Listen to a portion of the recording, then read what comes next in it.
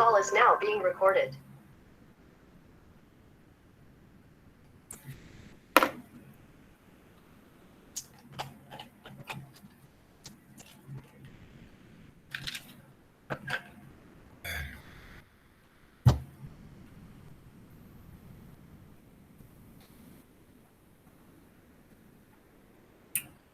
Listo, jóvenes. Entonces, estamos en el tema de estimación por intervalos de confianza. Ya hemos visto la definición general de lo que es el concepto de estimación por intervalo. Ya hemos visto varios casos. Vimos el caso donde se quiere estimar la media de una población normal cuando se conoce la varianza. Vimos la fórmula para eso. Vimos deducimos la fórmula para el tamaño de la muestra. Ese fue otro tema. Y la clase pasada vimos intervalos de confianza para la media de una población normal cuando desconocemos la varianza. En ese caso se usa la distribución T y el intervalo de confianza se obtiene basado en esa distribución. También vimos otro caso cuando tenemos dos poblaciones normales con medias desconocidas y las varianzas asumimos que se conocen. En caso que no se conozcan y adicionalmente tengamos tamaños de muestra grandes, también se puede usar esa fórmula que vimos la clase pasada para la diferencia de promedios. Es decir, que ese caso cuando la varianza es conocida, no se presenta con mucha frecuencia en realidad en la práctica, pero es útil si de pronto tienes tamaños de muestra grande, porque puedes usar esa fórmula usando las varianzas poblacionales, muestrales, ¿no? Usan las varianzas poblacionales en reemplazo de las varianzas muestrales en reemplazo de las varianzas poblacionales y puedes aplicar esa fórmula. Bien, y vamos a ver hoy entonces el caso que es el más utilizado, bastante utilizado. Es el caso cuando tenemos igual dos poblaciones normales con medias desconocidas, varianzas desconocidas también, y necesitamos estimar la diferencia de promedios. Siempre, por ahora, no nos interesa estimar la varianza, sino que nos interesa estimar la diferencia de los promedios de esas dos poblaciones. Asumiendo que la varianza se desconoce, las varianzas son desconocidas. En esta situación, con varianzas desconocidas, hay dos casos. El caso donde podemos asumir que las varianzas son desconocidas, pero se pueden asumir iguales. O sea, que la varianza de la población 1 es igual a la varianza de la población 2, pero las desconocemos. Ese es un caso. Y el otro caso es donde las varianzas son desconocidas y además no se puede asumir que son iguales. Ese es otro caso. Bien, entonces, el primer caso. Vamos a suponer entonces que tenemos dos poblaciones normales independientes, ¿ves? Poblaciones independientes normales. Las medias son desconocidas y las varianzas también son desconocidas. Entonces, ¿cuál es el objetivo? El objetivo es estimar la diferencia de promedios, μ1 menos μ2, con un intervalo de confianza al 1 menos alfa por 100%. Entonces, ¿qué hacemos? Vamos a cada una de esas poblaciones. En la población 1 tomamos una muestra de tamaño N1. En la población 2 tomamos una muestra de tamaño N2. Y tenemos entonces, una vez registramos los datos, pues tenemos N1 datos de la población 1 y N2 datos de la población 2. Ese N1, por lo general, los experimentos se diseñan de tal manera que N1 y N2 son iguales, pero en este caso no necesariamente. No necesariamente. Lo ideal es que sean iguales porque cuando los tamaños de muestras son iguales, está demostrado que las pruebas, bueno, cuando estemos viendo pruebas de hipótesis, las pruebas de las hipótesis cuando los n son iguales son más potentes. Entonces, en lo posible, pues que tengamos tamaños de muestras iguales, pero si no, no hay problema, no pasa nada. Se puede aplicar este caso. Bueno, entonces, a partir de esos datos de la muestra 1, calculamos la media 1, calculamos la media 2, calculamos la varianza o la desviación estándar 1 y la varianza o desviación estándar 2 de la población, de la muestra 2. Listo, entonces mire la fórmula. Bueno, antes de eso, ¿en qué está basado? ¿Cómo hacemos para construir ese intervalo de confianza? ¿Cómo hacemos? Lo que se usa acá, en este caso, es que bajo ese supuesto, bajo esos supuestos, tenemos que la diferencia de promedios muestrales menos la diferencia de promedios poblacionales dividido S sub P, que multiplica a 1 sobre N1 más 1 sobre N2. Esa estadística es la que vamos a usar como variable pivote. Esto tiene una distribución T de student con N1 más N2 menos 2 grados de libertad. Recuerde, N1 es el tamaño de la muestra 1, N2 es el tamaño de la muestra 2 y menos 2 tiene que ver con las dos poblaciones. Esos 2 grados de libertad que se está restando ahí es debido a que no conocemos esos dos promedios poblacionales, ¿no? Y toca estimarlos. Bien, y este S sub P es una varianza, una desviación estándar que se calcula ponderando las dos desviaciones estándar muestrales. Como asumimos que las desviaciones, que las varianzas poblacionales son iguales, entonces uno podría obtener una varianza, esa varianza común, uno la puede estimar usando las dos muestras, haciendo una especie de promedio, pero no un promedio aritmético, sino un promedio ponderado de esas dos varianzas. ¿Ponderado por qué? Por los tamaños de la muestra. De esta forma, mire, usted hace esta operación. N1 menos 1 por el S. Voy a ponerle aquí el cuadrado, ahora le tomamos raíz cuadrada y ya nos queda el S sub P. Por el S cuadrado 1 más N2 menos 1 por el S cuadrado 2 sobre N1 más N2 menos 2.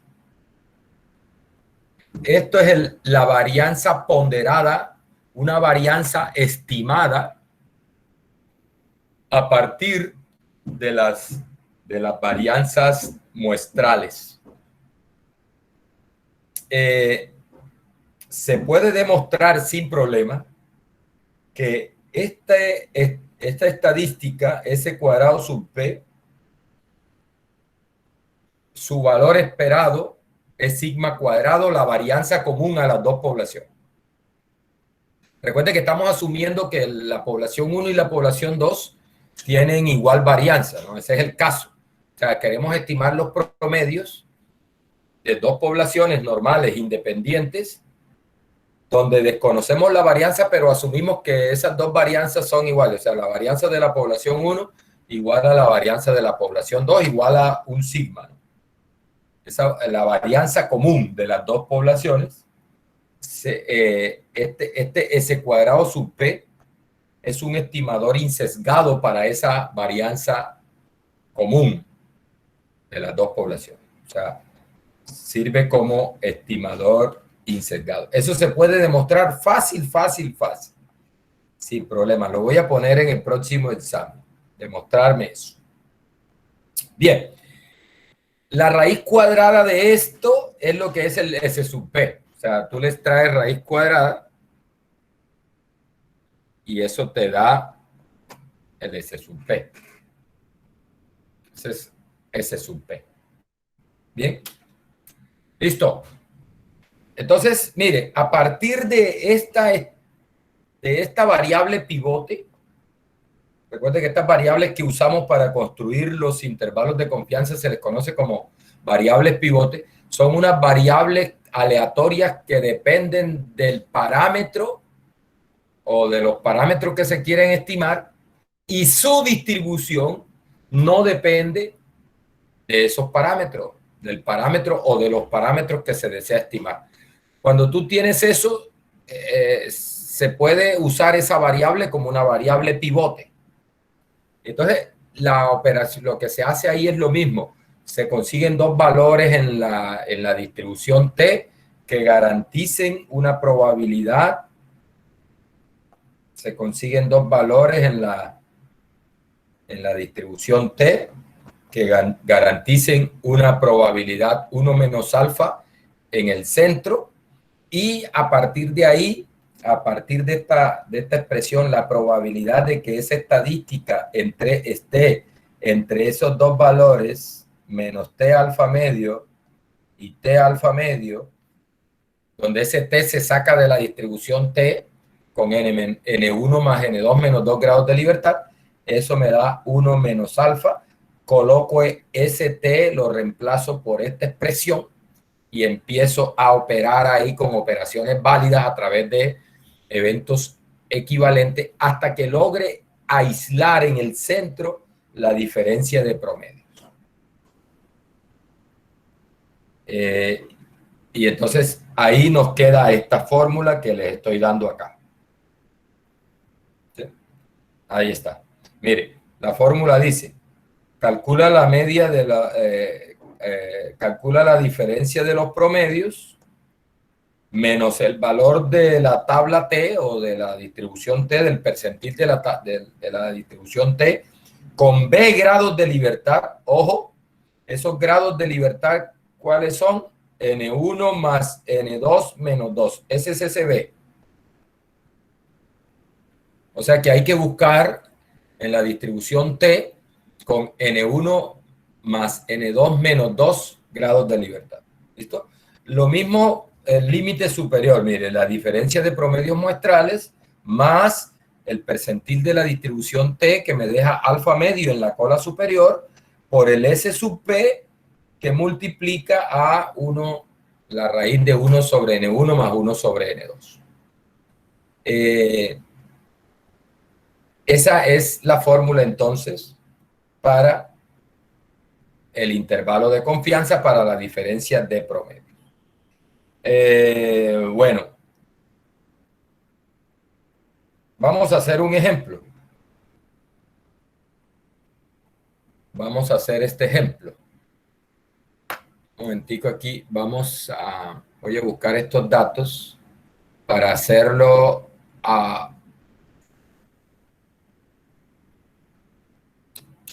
Yo creo que los tengo por aquí. Un momentico, lo busco por aquí.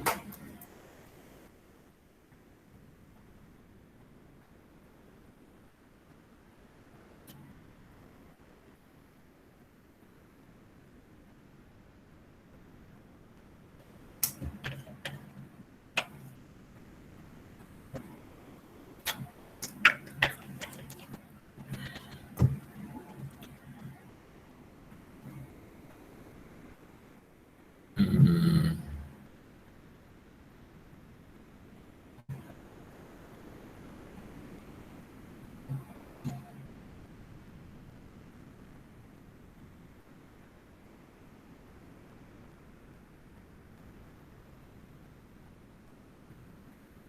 ya voy.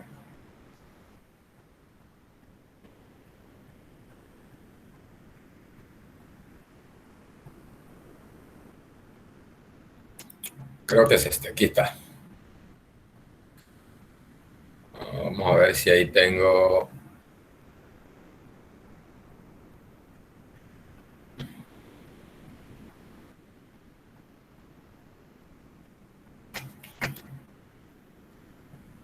Cero treinta y dos cero. Sí, estos son los datos.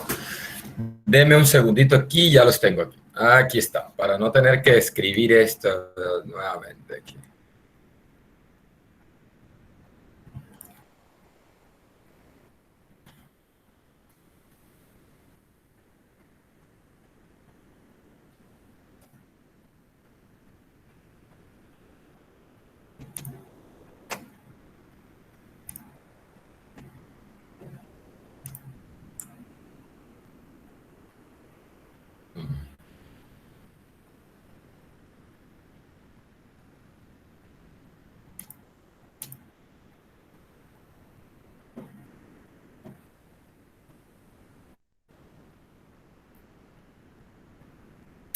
Bien.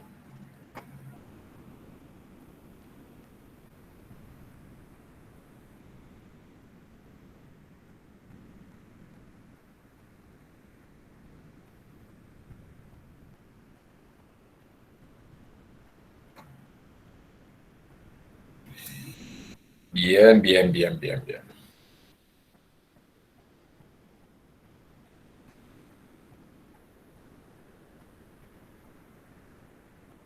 Mm,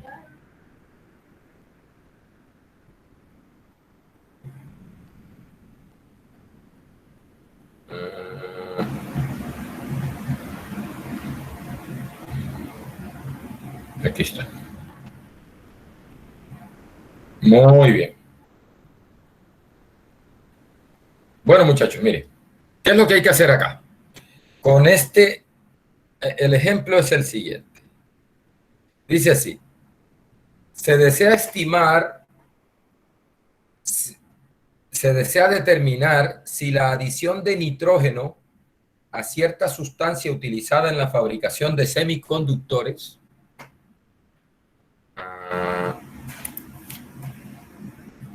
influye en la resistencia de estos. Ahí están hablando de resistencia eléctrica. ¿Eh? Dice, para esto se toman 10 muestras de la sustancia con nitrógeno y 10 muestras sin nitrógeno. Dice, y se mide la resistencia en cada caso y se obtienen los siguientes resultados. Aquí tengo los datos con nitrógeno. Esos son valores de resistencia eléctrica. Eso creo que lo miden en ohmios, creo que es. Y los datos de resistencia eléctrica para la sustancia sin nitrógeno. SN significa sin nitrógeno. CN significa con nitrógeno. Entonces me dice, calcula un intervalo de confianza del 95% para la diferencia de las resistencias promedio de la sustancia con nitrógeno y sin nitrógeno. Dice, asuma que se tienen varianzas iguales y saque conclusiones. Bueno, ahí también hay que asumir que esas resistencias tienen distribución normal, que la población de las resistencias es normal también. para poder aplicar bien. Entonces, muchachos, ¿qué es lo que hay que hacer? Aplicar esta fórmula. Pero para aplicar esta fórmula necesito calcular la media de la muestra 1, la media de la muestra 2, la varianza de la muestra 1, varianza de la muestra 2 y hacer estas cuentas. Entonces, acá lo tengo, un programita en R para hacer eso. Mire, se lo explico acá y ahora lo ejecutamos. Mire, en el vector X ingreso los datos de la muestra 1, 0.32, 0.53, 0.28, mire ahí está. 0.32, 0.53, 0.28, ahí está, esos son los datos. 0.32, 0.53, 0.28, 0.37, 0.47. Ahí están los datos de la muestra con nitrógeno. Y en el vector Y coloco los datos de la muestra sin nitrógeno. Entonces, mire lo que hay que hacer. Hay que calcular la media de los X, o sea, la media con nitrógeno. La varianza de los X, la varianza de los datos con nitrógeno. Bueno, calculo el N1, sabemos que es 10, pero lo hago aquí de manera general para que de pronto le quede ahí ya que si usted cambia los datos, pues a partir del vector de datos le calcula el tamaño de la muestra enseguida. Calculo la media de la muestra 2, o sea, de la muestra sin nitrógeno, la varianza y calculo el N2. ¿Ya? Bueno, mire, y acá calculo el valor T, me piden un intervalo al 95. Eso significa que alfa es 0.05 y el intervalo es bilateral, o sea que tengo que buscar el valor de la T que me deja alfa medio en la cola superior de la distribución, que es 0.025. Bueno, mire, aquí están los grados de libertad, dice que es 18. Voy a colocarlo en forma general aquí para que si de pronto usted necesita ejecutar esto, lo haga, se lo calcule. Ahí, aquí hay que darle N1 más N2 menos 2.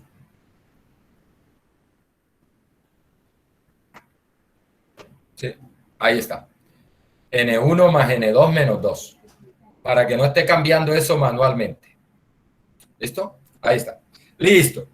Esas son las cosas que necesito para calcular los límites. Note que aquí ahora les digo cómo se hace. Hay una función, que es la función T, la función T-test, como usamos, que usamos también para el caso de una sola población, también se usa acá.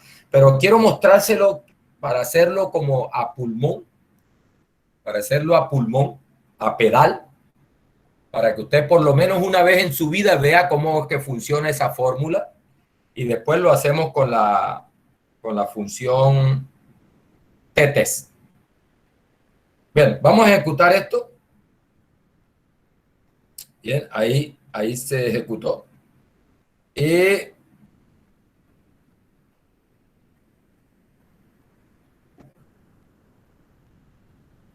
bueno, aquí es que aquí me faltó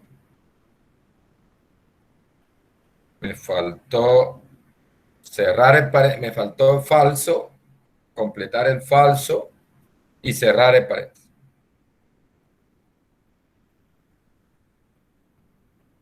Por eso está dando un error ahí. Bien, ahora sí.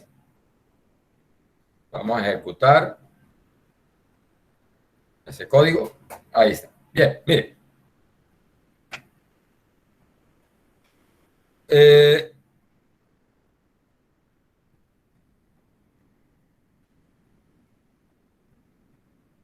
Aquí no está imprimiendo. Vamos a colocar lo que la imprima. Vamos a ver. Print.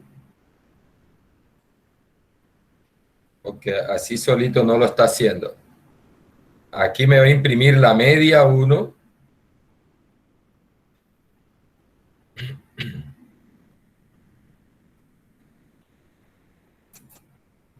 Vamos a ver.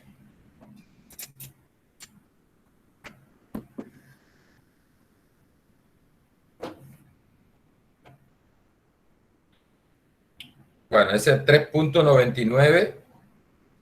Bueno, ahí está, aquí está, sí, sí está imprimiendo las cosas. Era que todavía no había terminado de ejecutar bien eso. Mire, XB1, XB1, XB1 es X barra 1, que es la media de la muestra 1. Y así. Ahí está. Ahí que actualice. Mire, 3.99 es el X barra 1. 0.00529 es la varianza de la muestra 1. 10 es la número de datos de la muestra 1. 0.565 es el X barra 2. La varianza de la muestra 2 es 0.034. Y el N2 es 10. Mire, note una cosa aquí. Note cómo la varianza de la muestra 1, mire, la varianza de la muestra 1 es 0.005, mientras que la varianza de la muestra 2 es 0.0348.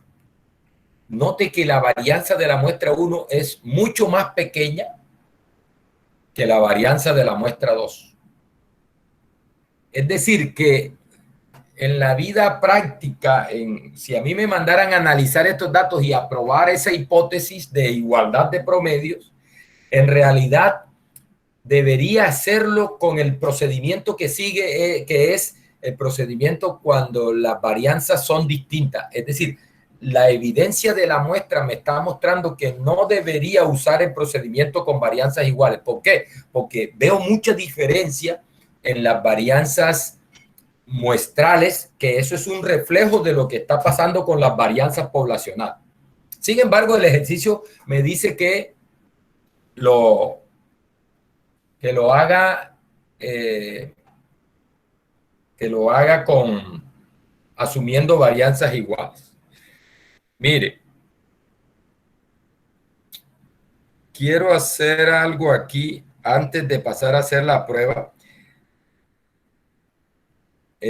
Uno, en realidad, en la práctica, cuando uno va a analizar unos datos de esto y va a probar hipótesis, antes de eso uno tiene que hacer un análisis descriptivo de los datos. Hacer gráficos, tratar de ver lo que se pretende ver desde el punto de vista de la hipótesis, de lo que se quiere probar, tratar de verlo gráficamente. Entonces, una buena práctica es hacer un gráfico. Y quiero mostrarles, voy a hacer como Diomedes Díaz aquí, como el disjunto de Diomedes Díaz que le gustaba improvisar. No lo tengo hecho, voy a improvisar esto, mire. Voy a armar un vector D que va a tener los datos, los dos vectores de datos juntos. Así. D. Y voy a concatenar los dos X y Y. X, Y.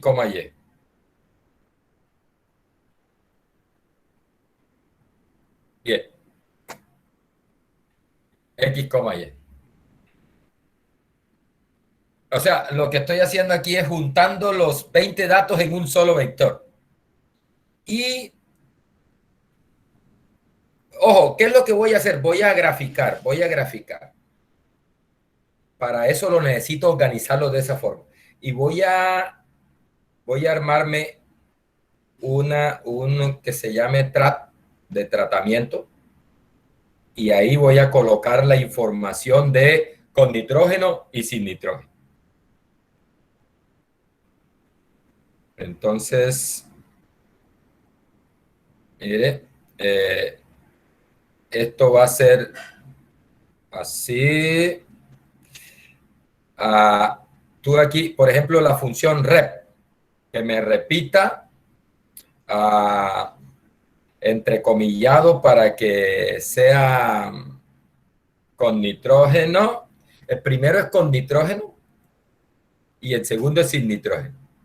Entonces, que me repita con nitrógeno N1 veces. Listo. Coma. Y me repita, entrecomillado para que sea de carácter, sin nitrógeno. Y eso me lo repita también N2 veces. Sabemos que N1 es igual a N2 es igual a 10, pero ahí nos queda en forma general, ¿no?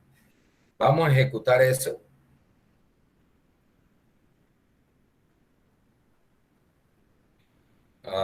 Bueno, ya ahí ejecutó. Lo que pasa es que no le he mandado a imprimir nada. Vamos a mandarle a que imprima eso a ver cómo nos quedó. Vamos a mandarlo a imprimir a D y vamos a mandarlo a imprimir a TRAT. Ahí está.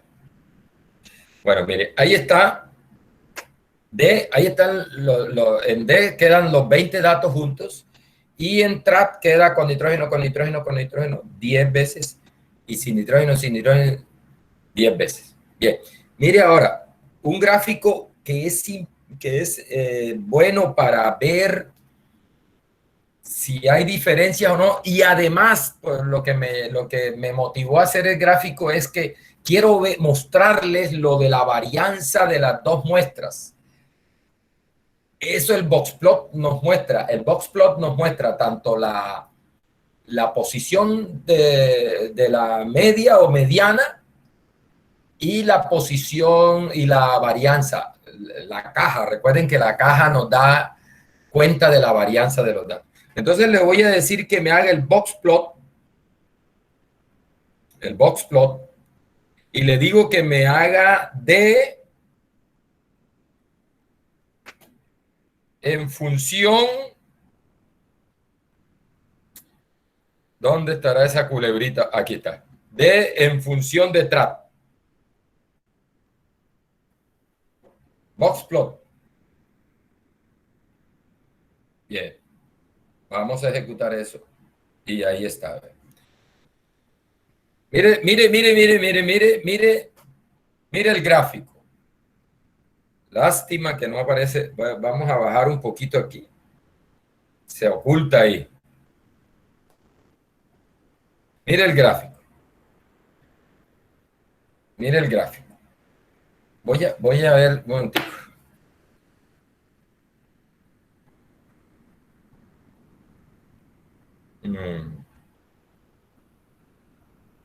Aquí está, aquí está. Copiar imagen. Voy a traérmelo por acá porque ahí molesta y no. Vamos aquí en esta hoja nueva que yo tengo por aquí. Aquí vamos a pegar este gráfico.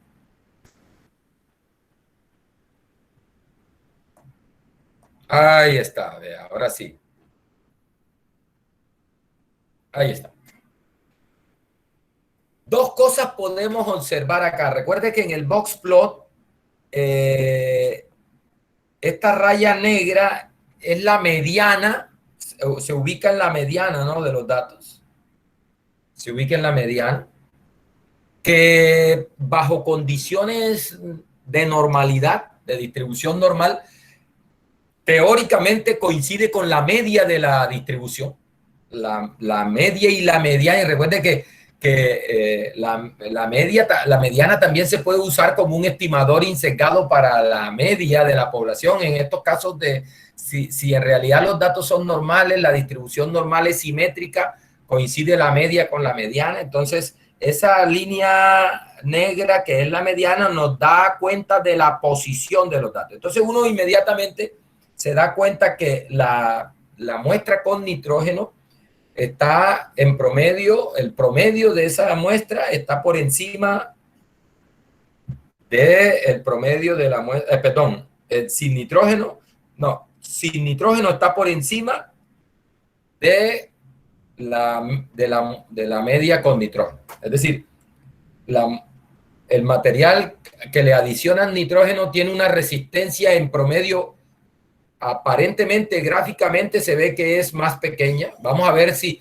ya con el intervalo de confianza que construyamos podemos concluir si esa diferencia es significativa o no.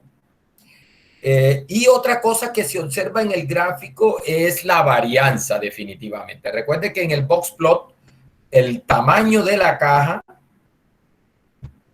me habla de la varianza de los datos. Entre más grande es la caja, más variables son los datos. ¿Sí? Ahí se está viendo. Entonces, este es un caso donde yo debería asumir que el sigma cuadrado 1 es distinto del sigma cuadrado 2. Entre otras cosas, debería asumir que el sigma cuadrado 2 es mayor que el sigma cuadrado 1. Es decir, que en este caso no debería estar aplicando esta prueba. Pero bueno, el libro me manda que lo haga. Después hacemos la prueba con varianzas distintas. Así es que uno toma la decisión en la vida real cuando tiene datos reales que está ayudándole a alguien a analizar los datos. Uno hace este tipo de análisis descriptivo para, mira que estos datos, parece las varianzas muestrales son muy distintas, por lo tanto no debería yo aplicar el caso de prueba o comparación de promedios con varianzas iguales, sino que debería aplicar comparación de promedios con varianzas distintas. Bien, regresemos acá. Entonces, mire, ¿cuál es la cuenta que hay que hacer? ¿Cuál es la cuenta que hay que hacer? Vamos a hacerlo aquí a pulmón. A pulmón. Vamos a hacerlo a pulmón. Después llamamos a la función t-test que nos ayude, pero inicialmente quiero hacerlo a pulmón. Mire, ¿cuál es la cuenta que hay que hacer? Hay que hacer esta cuenta. XB1, X barra 1, menos, un poquito más grande para que ustedes vean. X barra 1, menos, X barra 2. No, debe ver cómo se llama, que después no vaya. Se llama, ¿cómo se llama? No quiere correr. Esto es lo que me cabrea de esta.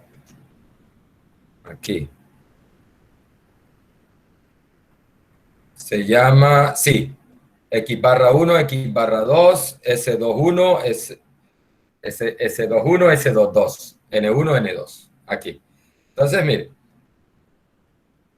X barra 1 menos X barra 2.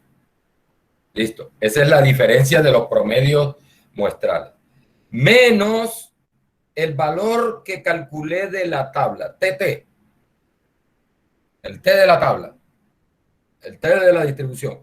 Y eso multiplica, bueno, aquí, para no complicar la fórmula, voy a calcular primero el S sub P. El S sub P sería, vamos, SP. ¿A qué sería igual? Sería igual a SQRT, la raíz cuadrada, ¿de qué? De S cuadrado 1, S2, S cuadrado 1. N1, recuerde, N1 menos 1. Aquí hay que abrir un paréntesis, cuidado.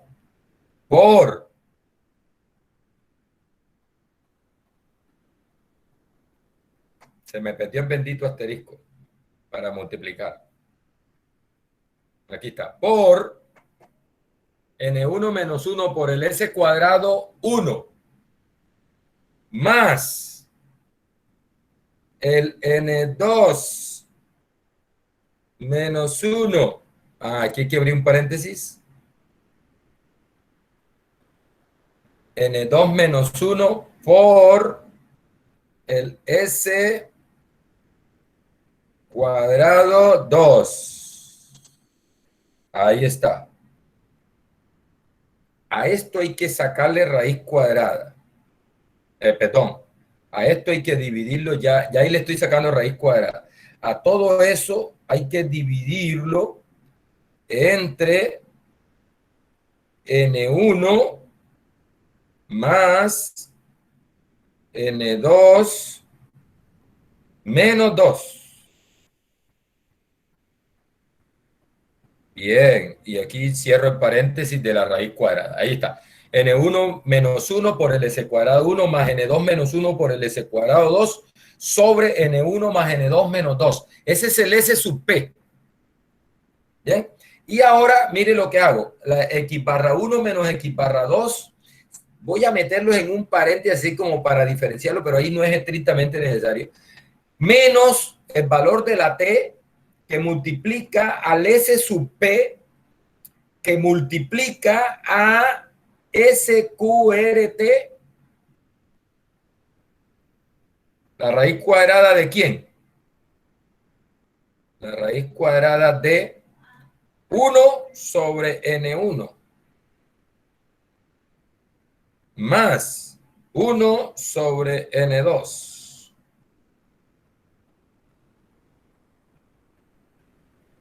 ¿Listo? Ahí está. Ahí está implementada la fórmula. Mira. X barra 1 menos X barra 2. Ahí está. X barra 1 menos X barra 2. Menos el valor de la tabla, que lo calculé ahí arriba, que multiplica al S sub P, que lo acabo de calcular ahí, por la raíz cuadrada de 1 sobre N1 más 1 sobre N2. Bien, eso es. Ejecutamos eso. Ahí está. Y mire, ahí me dio el límite inferior. Ahí dio el límite inferior. Punto menos 2.99. Menos 2.9, menos 0.299. Menos 0.299. 0.299. Listo. Y el límite superior, muchachos, es sencillo. Simplemente cambia aquí el más. Póngale ahí, cambie menos por más. Y vuelve a ejecutar. Menos 0.0328. Menos 0.0328. Eso es. Vamos a ver si está de acuerdo con lo que tengo acá en la presentación.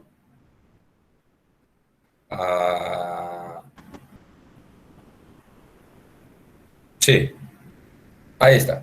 Menos 0.0328 menos 0.299. Bien, muchachos, mire, importante, importante, importante. Recuerde que esto se está haciendo para decidir si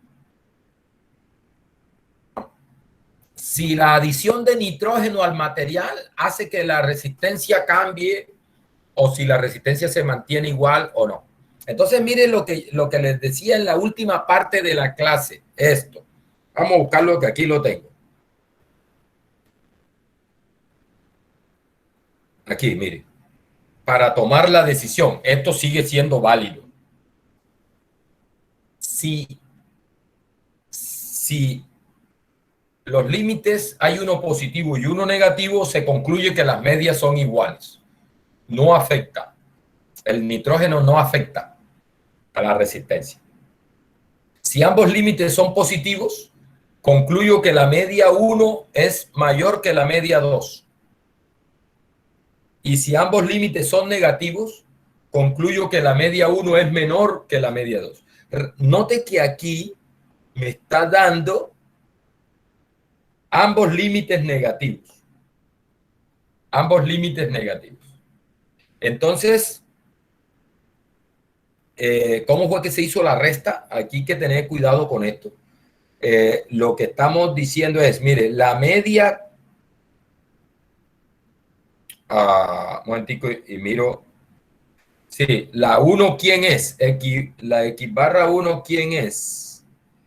La X barra 1 es la media de los X y los X son con nitrógeno, ¿verdad?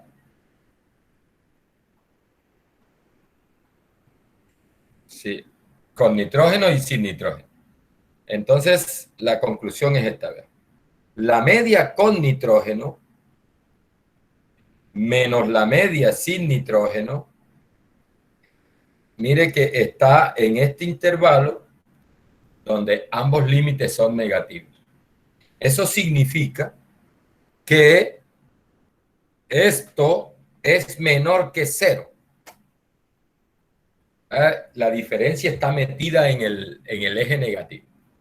Y de aquí sale que la media con nitrógeno es menor que la media sin nitrógeno.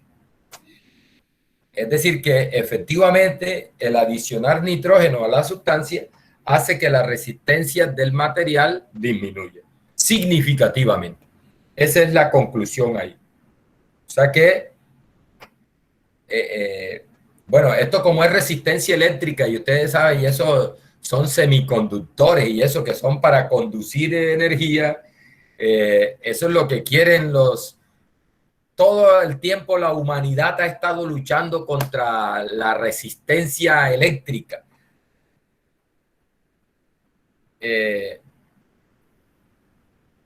La humanidad siempre ha estado buscando superconductores, es decir, un material que conduzca la energía sin pérdida, ¿sí? Porque la resistencia de los materiales por donde se transmite la corriente eléctrica ocasiona pérdida de energía. Entonces, la humanidad siempre ha estado luchando contra eso, contra la resistencia de los materiales. Entonces, por eso andan buscando superconductores. Entonces, mire que al adicionar esta sustancia al material, o sea, crean una nueva aleación que tiene una resistencia eléctrica más pequeña. ¿Sí? Eso es lo que se ha concluido acá. Bien, muchachos, mire, ¿cómo hacemos entonces? Ahí lo hice a pulmón. Mire, recuerde, calculé la media con nitrógeno, la media sin nitrógeno, la desviación estándar con nitrógeno, la desviación estándar sin nitrógeno, los tamaños de muestra. Ahí el valor el valor del percentil de la distribución T, que nos deja 1 menos alfa en el centro. Y bueno, y utilicé el valor ahí, es el valor de la T.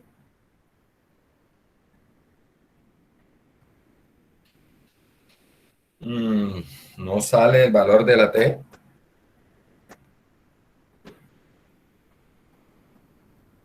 Llegas hasta el N2. Es que no lo mando a imprimir al T. El TT. Ese valor TT. Imprimirlo ahí. Ese valor T es 2.1009, que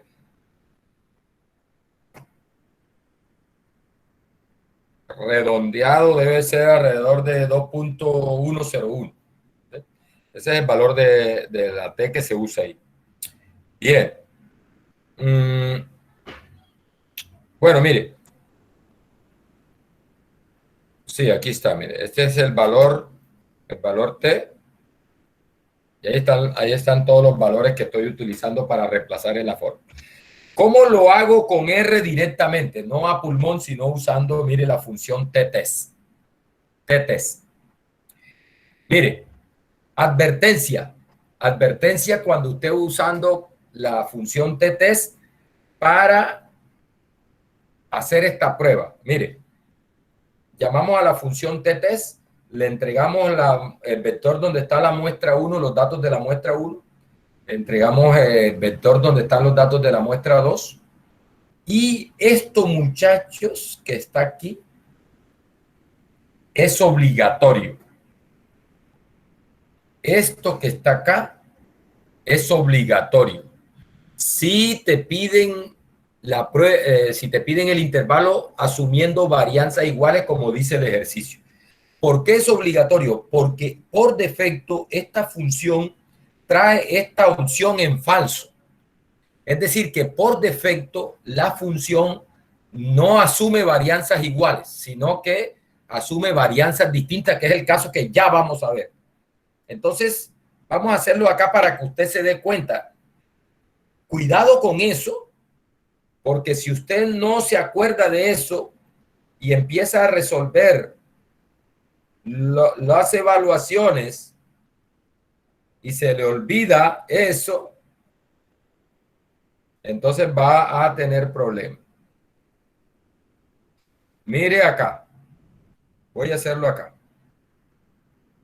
Entonces simplemente usted le dice así, vea, t-test, t.test, t.test, abre paréntesis, y aquí le dice, yo le llamé acá X, X, coma, Y. Eso es lo único que necesita usted. T-test, X, Y. Si quiere lo deja así. Todas las demás opciones están por defecto. Mentira. Si lo deja así, vamos a correrlo. No le hace esta prueba que estamos estudiando ahora. Si no, mire acá. Le dice, mire lo que dice acá. Dice, prueba de 2 muestras de Welch. Prueba de 2 muestras de Welch. Note que acá dice DF y tiene los DF son los grados de libertad, ¿oyeron? Por la sigla en inglés. Degree of Freedom, grados de libertad. Mire que tienen 11.673 y yo les he dicho, en la fórmula ya tenemos que buscar en la tabla en la distribución T con N1 más N2 menos 2 que da 18. Y acá está haciendo esto con 11 grados de libertad. Y note que el intervalo no coincide. 0.304 menos 0.0274. No está haciendo la prueba esa. Está haciendo la prueba que le llaman la prueba de Welch, que es es la que se usa cuando las varianzas no se asumen igual. Entonces, muchachos, miren, ¿qué es lo que hay que hacer? Tienes que ponerle aquí la opción var punto equal y le colocas igual true.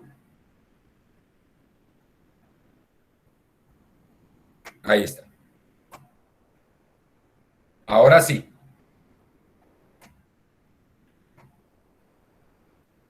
Mire. Ahora sí. Mire lo que dice acá. Ya no tiene Welch. Ya no tiene Welch. Dice, prueba T-test de 2 muestras. La prueba T de 2 muestras. ¿Listo? Y mire los grados de libertad. Dice 18 grados de libertad. 10 más 10 menos 2. 18 grados de libertad. Y ahora mire que tenemos .399, que fue lo que nos dio acá pulmón. Bueno, ese no es el...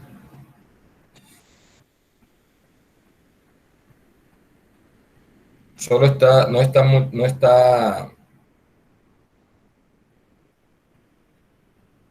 aquí no está mostrando el... Vamos a ponerlo a que lo imprima para ver, ahí tengo el límite superior. Eso que está ahí es el límite superior, menos 0.0328. Ese es el límite superior. Mire que coincide, ¿no? Menos 0.0328. Mire acá el límite superior que está acá, menos 0.0328. Coincide exactamente. El límite inferior es menos 2.99. Si ese se consigue, recuerde que aquí le consigue colocando menos acá. ¿Sí? Si ejecutamos eso,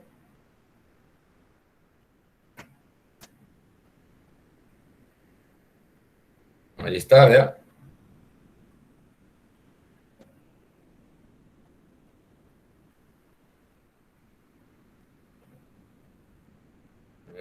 Ahí está, menos 2.99, el límite inferior, que es exactamente el que está acá, menos 0.299, menos 0.299. Ahí está. Mire, otra cosa es lo que les decía con respecto a esta fórmula, y es que el nivel de confianza ella por defecto lo toma al 95, que es lo que nos está pidiendo el ejercicio. Recuerde, si usted quiere un nivel de confianza distinto, por eso es que en la presentación yo lo tengo con, usted le dice conf.level,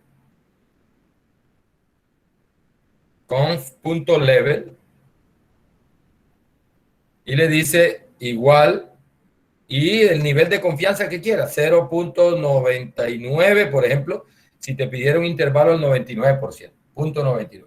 Recuerde que eso está fijado por defecto en la función con 0.95. Entonces, si tú mandas eso con 0.99, mire que acá aparece.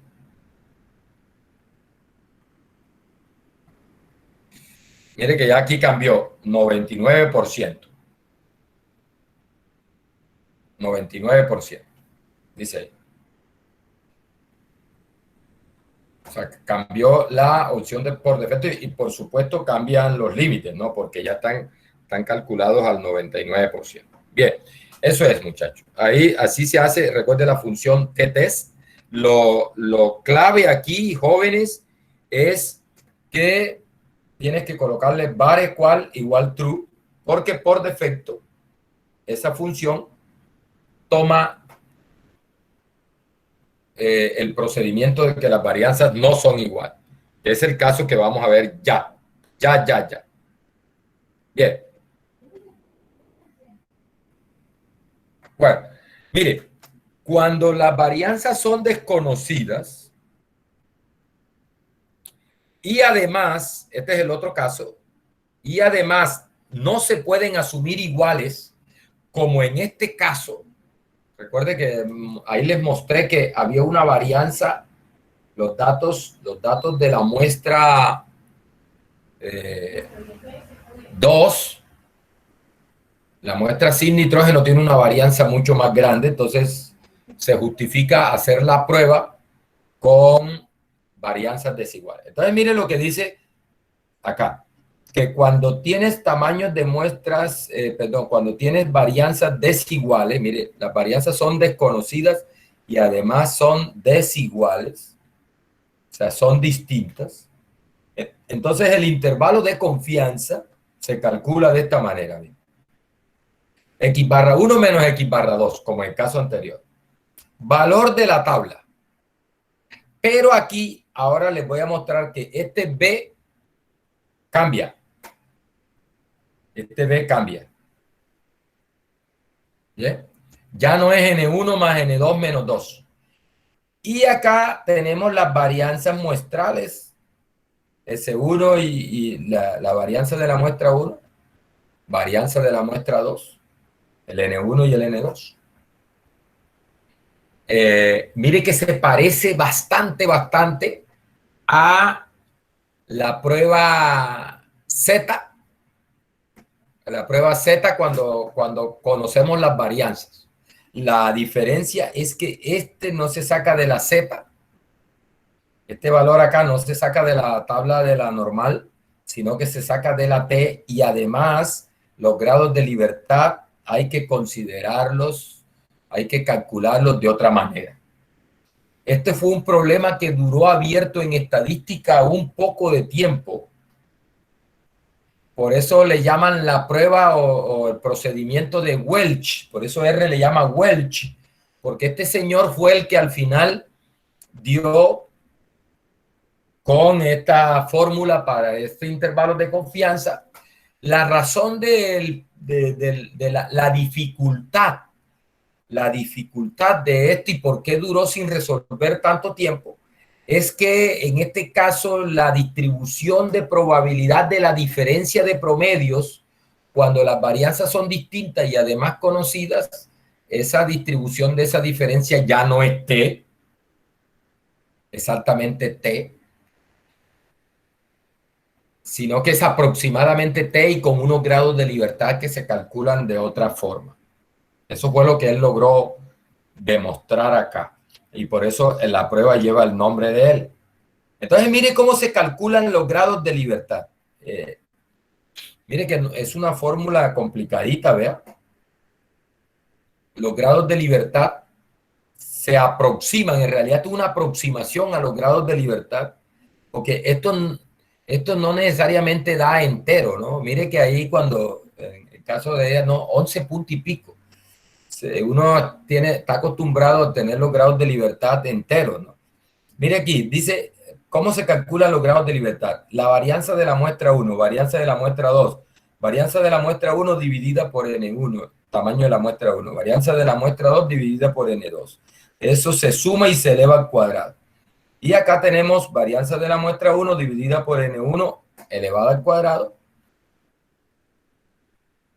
Varianza más varianza de la muestra 2 dividido N2 elevado al cuadrado sobre N2 menos 1 y acá sobre N1 menos 1. De esta manera se aproximan los grados de libertad. Esta fórmula tiene una particularidad. Cuando el S1 y el S2 son bastante parecidos, es decir, cuando las medias, cuando las varianzas muestrales dan similares, esto tiende, esta fórmula tiende a N1 más N2 menos 2. O sea, si S1, la idea de esta fórmula es que si S cuadrado 1, si el S cuadrado 1 tiende al S cuadrado 2, o sea, si una tiende a ser igual a la otra, esto tiende a N1 más N2 menos 2, que son los grados de libertad que tiene la distribución T cuando las varianzas se asumen iguales. Por eso es que R trae esa opción por defecto, porque, mejor dicho, si yo quiero ser práctico, yo siempre aplicaría esta fórmula con varianzas distintas, porque si las varianzas son iguales, se va a ver reflejado eso, las varianzas poblacionales son iguales, eso debe verse reflejado en las varianzas muestrales y por lo tanto esta fórmula va a coincidir con el caso anterior. ¿Sí? Bueno, pero en este caso, pues, los libros piden que lo hagamos de esta manera, entonces tenemos que hacerlo de acuerdo con lo que nos está pidiendo el ejercicio. Pero en la vida real, en la práctica, uno siempre debería usar esta porque lo protege a uno, ¿no? De equivocarse. ¿Sí? Esta te protege porque si las varianzas son distintas, bueno, estás aplicando el procedimiento. Y si las varianzas son iguales, entonces este procedimiento te da resultados similares al anterior. Bien. Entonces, mire, vamos a, dice, a un ejemplo, dice, si en el ejemplo anterior, dice, no hubiera sido posible suponer varianzas, la igualdad de las varianzas, lo cual debería ser, así debería ser. Ya saben por qué, porque mire que hay una diferencia bastante grande entre las varianzas, entre las dos varianzas muestrales. Hay bastante diferencia. De hecho, más adelante vamos a ver una prueba formal. Ahí solamente lo hice gráficamente, viendo los box plot, me doy cuenta, y calculando las varianzas muestrales de manera puntual. Yo me doy cuenta que hay bastante diferencia entre las dos varianzas muestrales. Y el box plot también me da cuenta de eso. Pero hay una prueba formal que la vamos a ver al final de esta presentación, donde tú vas a poder concluir si las varianzas son iguales o no con una prueba formal que se llama una prueba para el cociente de varianza, que está basada en la distribución F. Entonces, mire,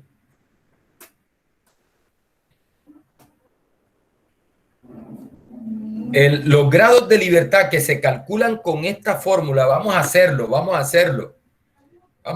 ya que tenemos todas estas cosas, vamos a tratar de implementar esta fórmula. Mire.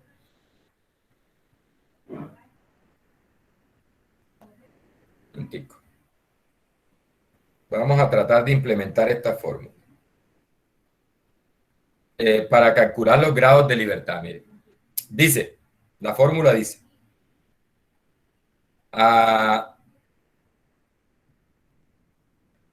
S cuadrado 1 sobre N1. Dice, esa la tengo yo en S2, S2, 1, ese es S cuadrado 1, sobre N1. Listo. Más S cuadrado 2 sobre N2. Listo. Y eso se eleva al cuadrado.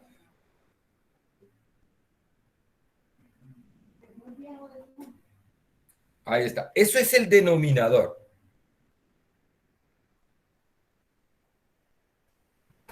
Ahí está. Ese es el denominador.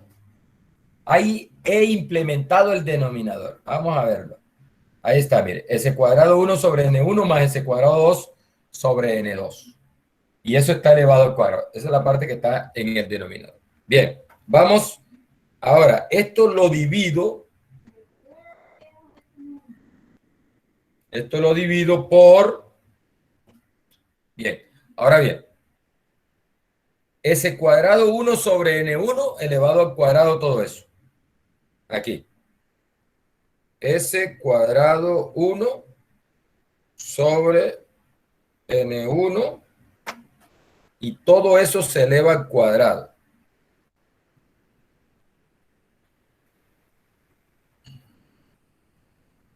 Voy a ponerlo más pequeño.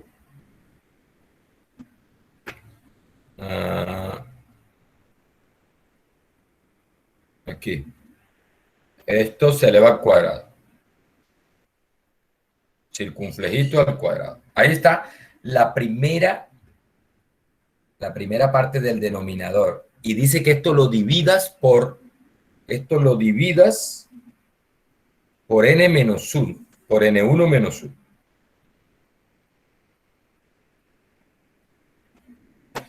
Listo. Ahí está la primera parte, ahí está esta primera parte, vean. Ahí está esta primera parte. Esto de aquí. Ahí está esto de acá. Esa parte. Ahí le implementé. S cuadrado 1 sobre N1, todo eso al cuadrado sobre N1 menos 1. Vamos otra vez. Ahí está. Listo. Ahora más, dice, más.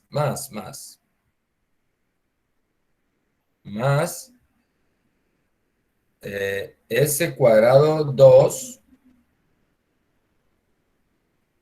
Bien. Sobre N2. Voy a ponerlo más pequeño para que vaya viendo. Sobre N2.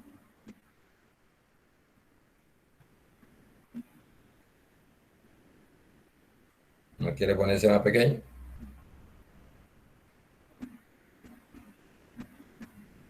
Ahí está, sobre N2.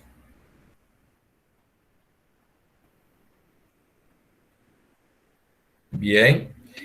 Todo, aquí, N2. Ahí está. Eso se eleva al cuadrado.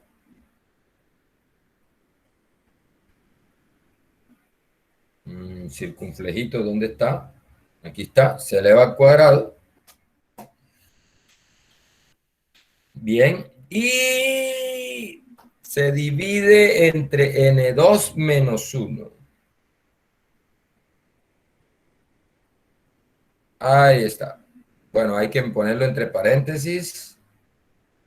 Bien. Listo. Y cierro el paréntesis.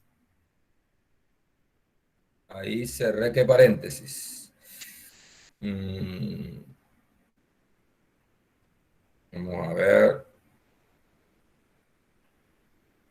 Este paréntesis, sí, se cierra el paréntesis del denominador. S cuadrado 1, S cuadrado 1 sobre N1, todo eso cuadrado sobre N1 menos 1, más S cuadrado 2 sobre N2, todo eso cuadrado sobre N2 menos 1. Eso es, ahí está implementada la fórmula a pulmón, vea, a la fórmula de los grados de libertad, a pulmón. Y ejecutamos eso. Mire, 11.6734. 11.6734. R te acepta esos grados de libertad así como decimales. R te lo acepta, o sea, si tú le dices aquí, vamos a hacer que esto se llame B y le mandas a buscar el percentil de la T con esos grados de libertad y él no te dice que no. Él te los, le puedo llamar B igual a eso. ¿Sí? Y acá lo voy a mandar a imprimir a B.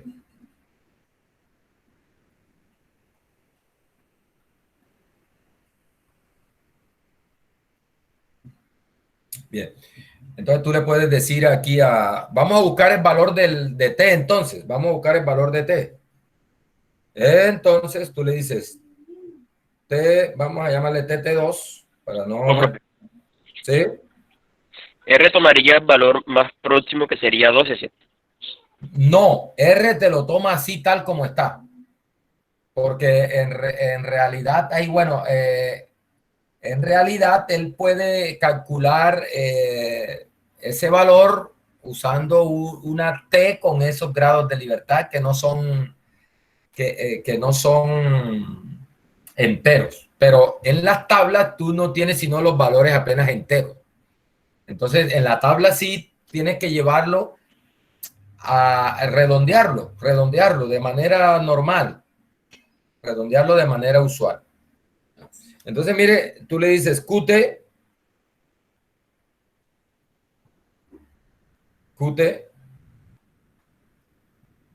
le entregas la probabilidad que quiere que quede hacia abajo. Voy a escribirlo como 1 menos alfa medio, 1 menos 0.05 sobre 2. O sea, 1 menos alfa medio. Y le doy los grados de libertad. DF igual B. Ahí está. Y vamos a imprimirlo. TT2.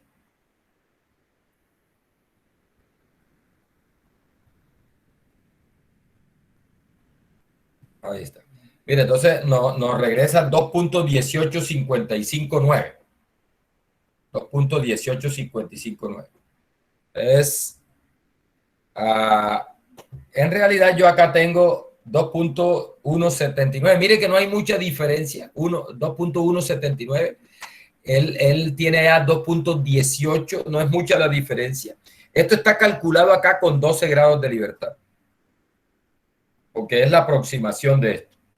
O sea, si quieres, el valor que yo tengo allá es QT, QT 1 menos alfa medio,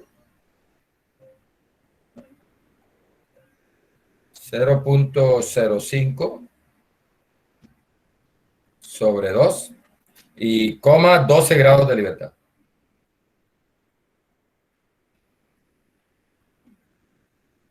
Bien, mire que da 2.1788. 2.1788. ¿Qué es lo que tengo ya en la presentación? 2.179 está redondeado a 3 cifras. Listo, muchachos. Entonces, una vez tienes eso, es implementar esta fórmula. Es implementar esta fórmula. X barra 1 menos X barra 2 menos el valor ese de la tabla que multiplica a eso. Entonces, mire, vamos a hacerlo acá. Voy a hacerlo con el TT2 para verificar qué es lo que la función da. Entonces, mire, es algo así como esto. X barra 1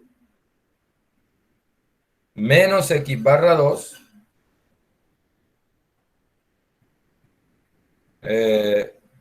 vamos a hacerlo con el límite inferior menos el TT2 que multiplica a la raíz cuadrada SQRT de S cuadrado 1 sobre N1 más S cuadrado 2 sobre N2. Eso es. Ahí está. Esa es la fórmula. Esa es la fórmula para el límite inferior. La fórmula para el límite inferior. Me da menos 0.304 menos 0.3045. Y para el límite superior, cámbiale aquí el signo. Ponle más. Ahí está. Y ejecuta eso. El límite superior es menos 0.27. Bien. Bueno, ahora sí. Vamos a hacerlo con... Vamos a abrir una nueva acá. Vamos a hacerlo con T-test. T.test. T.test. Le entregamos X, el vector donde tengo los datos X. Y, donde tengo los datos Y. Y ya. Porque no tengo que decirle var igual true, porque precisamente lo que él trae por defecto es eso. Yo quiero hacerlo con las varianzas distintas. Entonces, eso es lo que esa función trae por defecto. Y también trae por defecto el nivel de confianza en 0.95, que es lo que me está pidiendo el ejercicio. Entonces, simplemente, muchachos, ahí se ejecuta eso de esa manera y ahí está. Menos 0.304 menos 0.0274. Mire que exactamente lo que da acá, menos 0.02747. Es exactamente menos 0.02747. El límite superior. El límite inferior también coincide. Ahí está. Es exactamente el mismo valor. Mire los grados de libertad. 11.673. 11.673. O sea que efectivamente esa es la fórmula que está usando R ahí por dentro para calcular estas cosas. ¿Ya? Listo. Eso, muchachos, es el... Bueno, mire, note que concluimos al fin. No pierda de vista. No pierda de vista que el objetivo es... El objetivo es que necesitamos decidir si hay diferencia o no entre los promedios del material con nitrógeno y el material sin nitrógeno. Entonces, nótese que en este caso ambos límites son negativos y por lo tanto concluimos que hay una diferencia significativa y que la media con nitrógeno, que es los valores X, de la media de la población con nitrógeno, es más pequeña que la media de la población sin nitrógeno. Esa es la conclusión que obtenemos ahí. Bien. Bueno, acá está la salida esa. Bueno, miren, muchachos, aquí les dejo una cosita para que usted me averigüe. Intervalos de confianza unilaterales para mu con sigma desconocido. O sea, los unilaterales. Ya yo les hablé de eso. ¿Cuál es la diferencia entre los límites unilaterales y los límites bilaterales? El valor del percentil de la distribución, que cuando son unilaterales tenemos que conseguirlos con todo el alfa en la cola superior. Mientras que cuando son bilaterales, el percentil de la distribución se consigue dividiendo el alfa entre 2. O sea, se consigue buscando el área, buscando el valor de la distribución, el valor del percentil, T o Z que deja la mitad de alfa hacia arriba. Cuando es unilateral, cuando los intervalos son unilaterales, hay que buscar el valor en la distribución T o en la distribución Z con todo el alfa en la cola. Bien sea en la cola inferior o en la cola superior, dependiendo si se te están pidiendo un unilateral inferior o unilateral superior. Entonces, muchachos, es la misma cuestión, ¿no? Todo esto que acabamos de ver, te pido que hagas algunos ejercicios y averigües cuando los intervalos sean unilaterales, cuando los intervalos que nos pidan sean unilaterales. Y también le pido un favor, averígüeme qué pasa con la fórmula de tamaño de muestra cuando se quiere estimar diferencia de promedios. Porque yo vi una fórmula para tamaño de muestra cuando se quiere estimar un promedio poblacional. Sí, pero yo no les di una fórmula de tamaño de muestra para la diferencia, para estimar la diferencia de promedios. Entonces, averígüese. Eso está en el libro que estamos siguiendo, el libro de Montgomery. ¿Yeah? Bueno. Experimentos, observaciones pareadas. ¿Qué son observaciones pareadas? ¿Qué son estos experimentos de observaciones pareadas? Mire este ejemplo.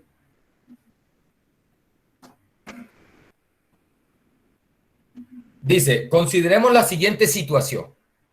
En un estudio acerca de la eficiencia del ejercicio físico en la reducción del peso de las personas, un grupo de 16 personas se inscribió en un programa de ejercicio físico por un mes y mostraron los siguientes resultados.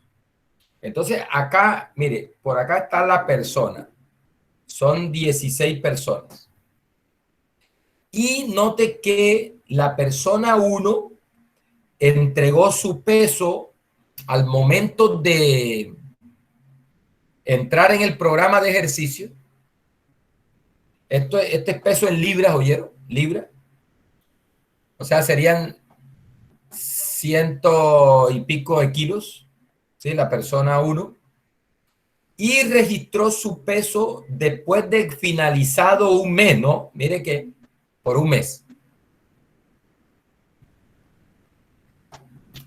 ¿Cuál es la diferencia entre estos datos y los datos?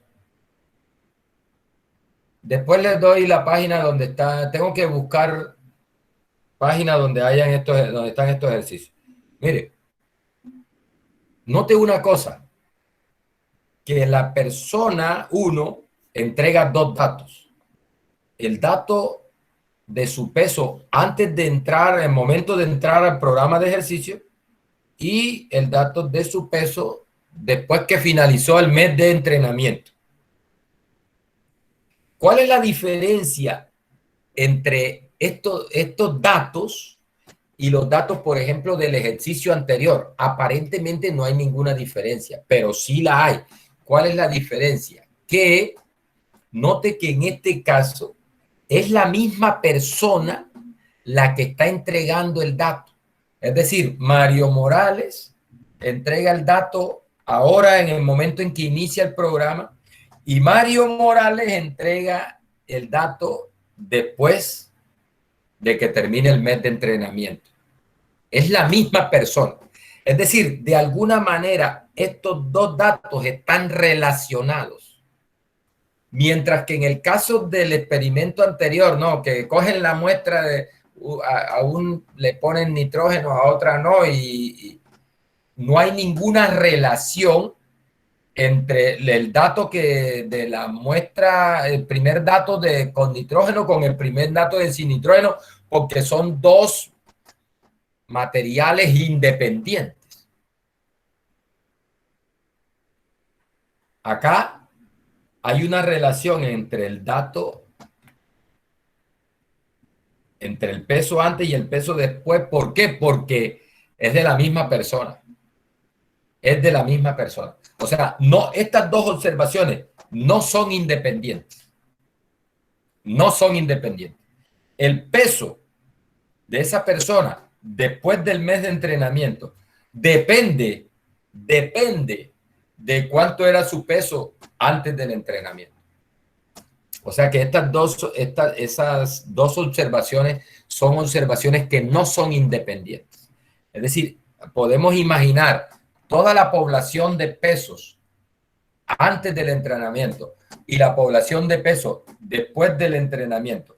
Pero como esos dos valores los están entregando la misma persona, esas dos poblaciones no son independientes. Estos experimentos se conocen como experimentos de muestras pareadas. ¿Por qué pareadas? Porque son por pares. Muchachos, usted, bueno, muchos de los de aquí que vieron Fundamento de Probabilidad y Estadística 1 conmigo el semestre pasado, que recuerden que empezamos las clases presenciales y el coronavirus nos hizo encuevar. Cuando empezó eso de la pandemia, cuando empezó lo de la pandemia, empezaron a salir unos memes por ahí, ¿no?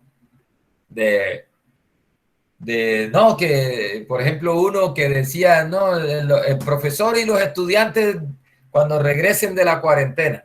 Y está el profesor gordote así redondito y todos los estudiantes chiquiticos y redonditos.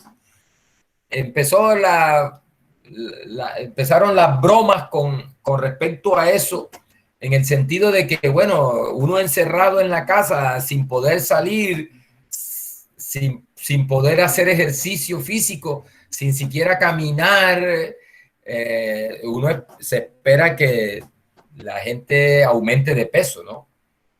Entonces, como estábamos viendo el curso de estadística con ustedes, con muchos de ustedes, pues no sé cuántos vieron eso conmigo. Aquí hay varios que no vieron conmigo el curso el semestre pasado. Entonces yo les pedí el favor a los que estaban viendo el curso 1 conmigo que participaran de un experimento que tiene más o menos esta misma estructura. Yo les dije, hey muchachos, el primer día, cuando ahora que va a empezar la cuarentena, que ya tenemos que encerrarnos en nuestra casa, eso fue a finales de marzo, les dije, me hace favor, consígase una balanza electrónica, un peso, una balanza, un peso, una báscula electrónica, preferiblemente electrónica, y se toma el primer día de la cuarentena, que era un lunes que iba a empezar la cuarentena bien estricta. Entonces se toma el peso al levantarse, ¿sí? Se toma el peso al levantarse. Y me hace favor, le toma una foto, le dije, tómele una foto al peso, me le pone ahí en un papelito la fecha de la foto y me manda esa foto al correo electrónico. Por aquí debo tener, voy a mostrarle para que vea que no es mentira. Y esos datos los tengo. Y ahora es la oportunidad de usarlos. Porque esos datos están por ahí. Y yo ya los tengo y los tengo organizados. Déjale muestro. Déjelo busco acá. Déjelo busco acá. Para mostrarle acá directamente. Ay, bendito Dios. Esto aquí.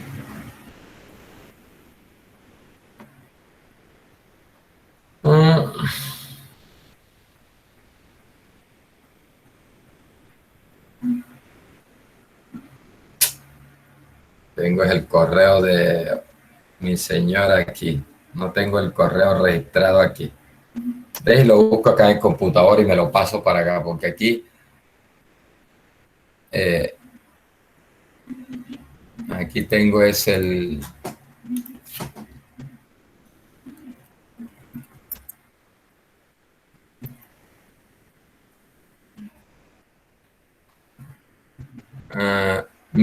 mire aquí.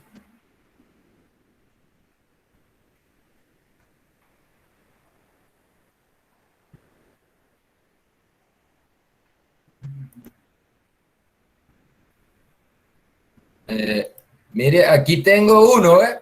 Ya se los muestro, ya se los muestro. Voy a descargarlo aquí.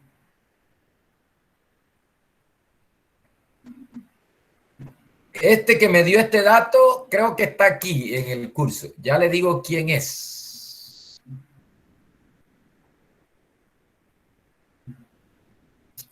De esto le regalé un bono por participar en esto. Déjelo, subo aquí.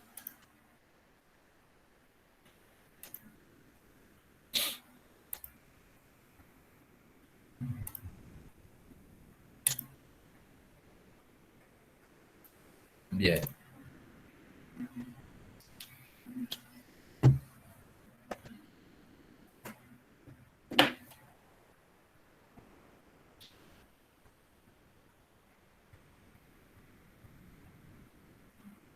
Aquí está. Mire, voy a ver qué es lo que usted está. Ahí está. Mire. Peso inicial, en marzo 25 de 2020. Este joven pesaba 79.5 kilos. ¿Sí? Ahí debo tener el peso final de él. Bueno, si terminó el experimento, porque muchos me mandaron el inicial y no me mandaron el final. Los que no me mandaron todo completo no tuvieron bono. Entonces, debo tener el peso final de él. Voy a tratar de buscarlo a ver aquí.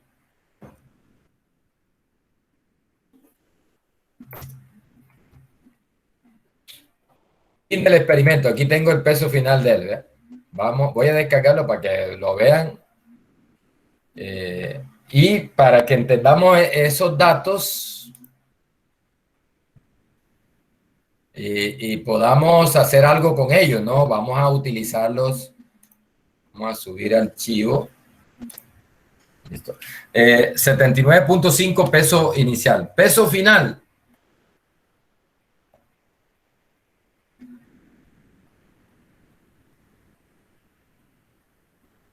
Aquí lo tengo. El peso final. El 4 de mayo. El 4 de mayo. Se tomó el peso final. Pesó 77.5 kilos.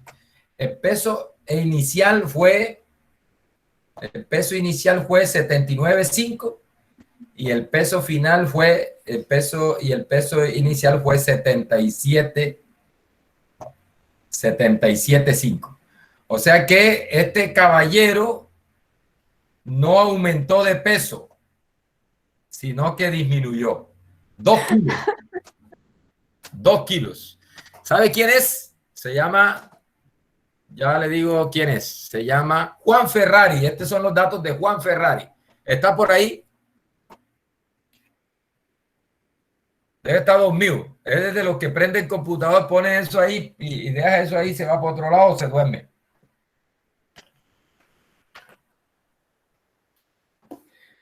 Muchachos, ese es un experimento. Ese experimento se conoce como experimento de muestras pareadas. Nótese que ese estudiante me entregó el dato antes y el dato después. Esas dos observaciones no son independientes. No son independientes. ¿Por qué no son independientes? Porque están asociados a la misma persona. ¿Sí? El dato después depende del peso que tenía la persona antes. ¿Sí? Eso es. Esos experimentos son una versión simplificada de unos experimentos que se conocen como experimentos, de unos diseños de experimentos que se llaman diseños en bloque. Es decir, ahí en este caso cada persona es lo que se conoce como un bloque. ¿Sí? Un bloque. Entonces, ¿qué se espera? Que los datos de cada bloque sean más homogéneos porque vienen del mismo bloque. ¿sí? Y que si hay alguna diferencia en datos del mismo bloque, sea no por otras razones, sino por las razones del el efecto del tratamiento que se le está aplicando. De esa manera tú puedes sacar libre el efecto del tratamiento y en el sentido de que no hay situaciones o variables que estén influyendo sobre la respuesta, sino que la única influencia que debería estar sobre la respuesta es el tratamiento que se está aplicando.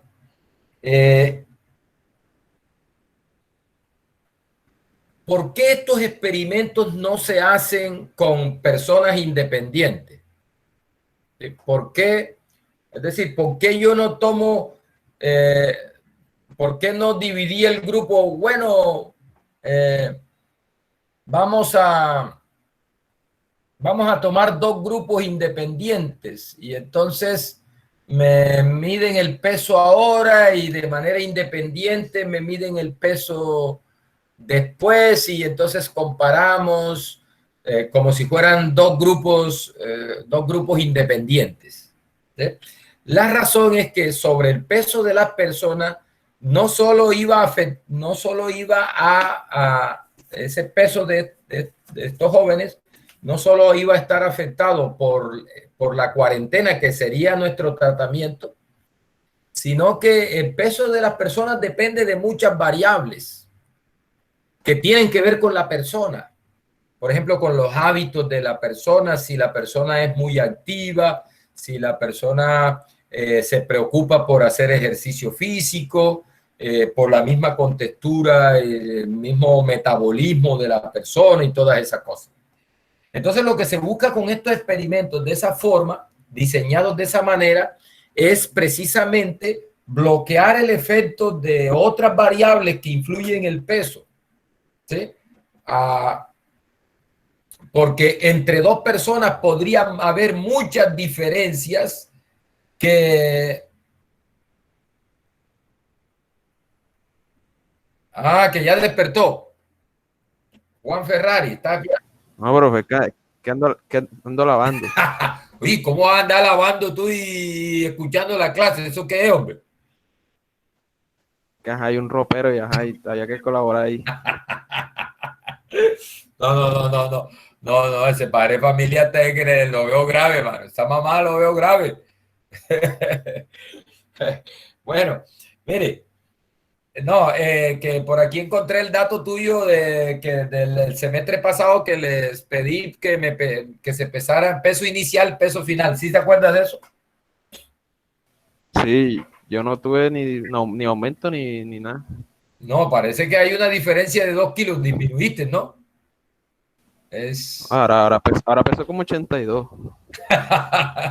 O sea que el efecto fue después, pero en esa época no hubo tanto efecto. Bien, mire, entonces, esos son experimentos que lo que buscan es, el experimento se hace de esa manera porque se busca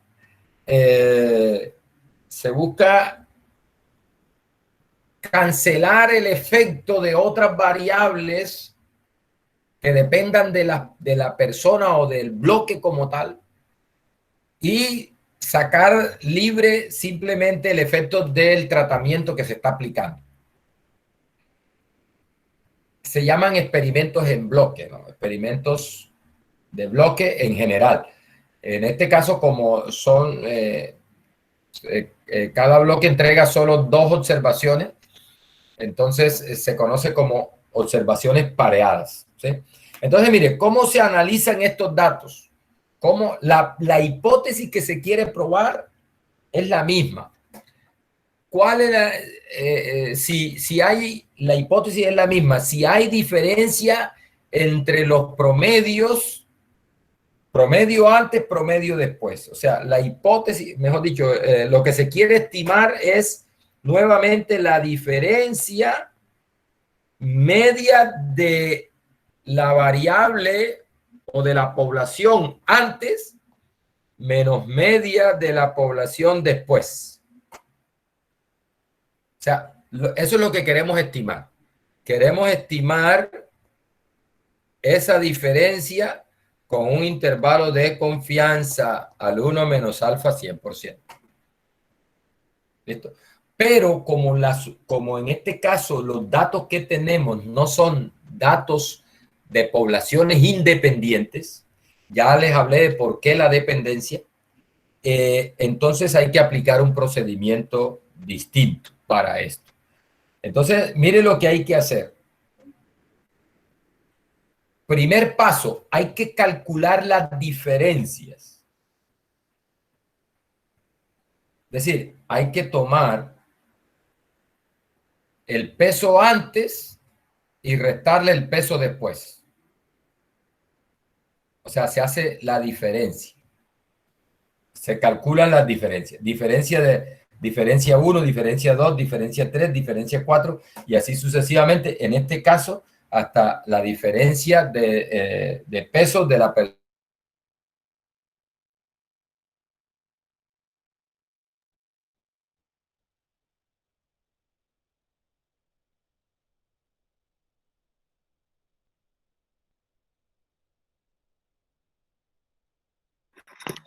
Aló.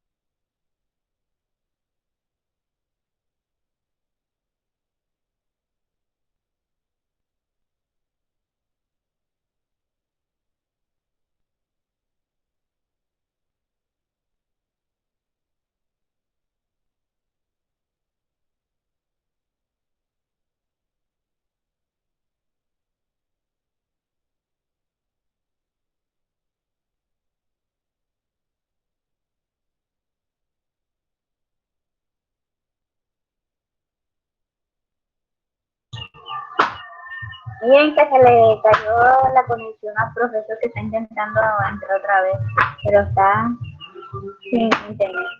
¿Oyeron?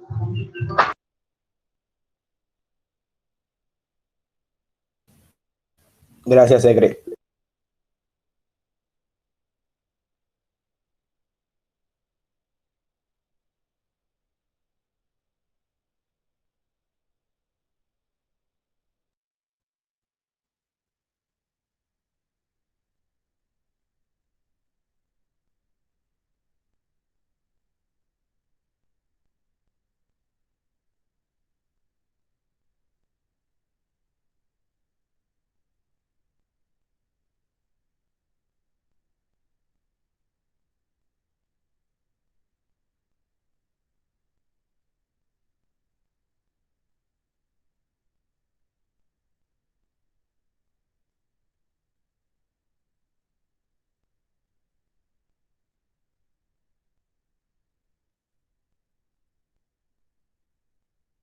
San Juan, Sanfón.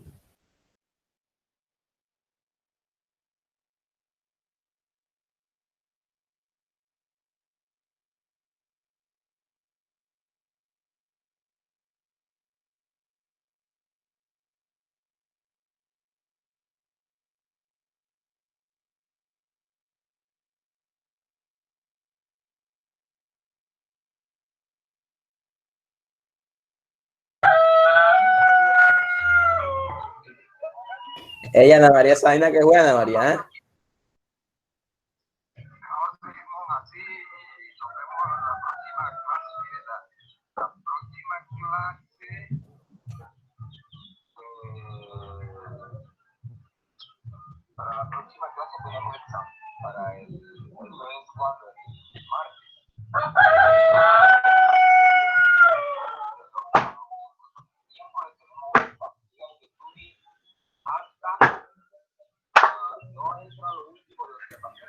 Jóvenes, mire, dejemos ahí, continuamos la próxima clase.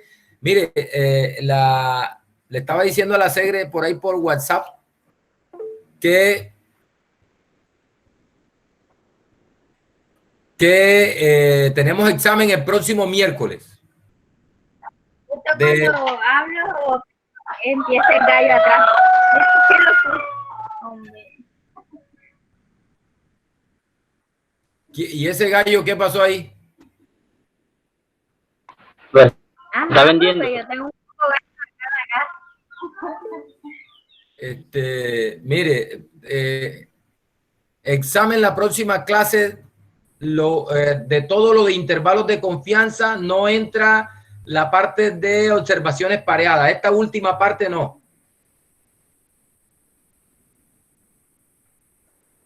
¿Listo? Entonces, nos vemos la próxima semana. El examen es el miércoles. Gracias, profe. El examen es el miércoles. ¿Listo? Estamos hablando. Chao, profe. Chao.